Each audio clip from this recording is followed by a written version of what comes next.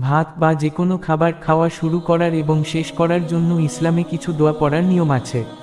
এখানে গুরুত্বপূর্ণ দোয়াগুলো দেওয়া হলো। ১. খাবার শুরু করার দোয়া।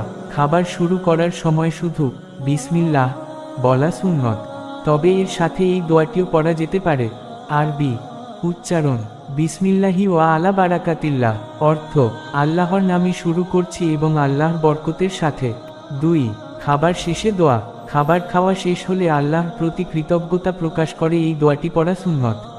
আরবি উচ্চারণ আলহামদুলিল্লাহ হিল্লাজি আত্ম আমানা ওয়াশাকানা ওয়াজা আলানা মিনাল মুসলিমিন, অর্থ সমস্ত প্রশংসা আল্লাহর জন্য, যিনি আমাদের খাওয়ালেন, পান করালেন এবং মুসলিমদের অন্তর্ভুক্ত করলেন। ৩. ভুলে গেলে করণীয়। যদি খাবার শুরু করার সময় বিসমিল্লাহ বলতে ভুলে যান, তবে খাবার খাওয়া অবস্থায় যখনই মনে পড়বে তখনই এই দোয়াটি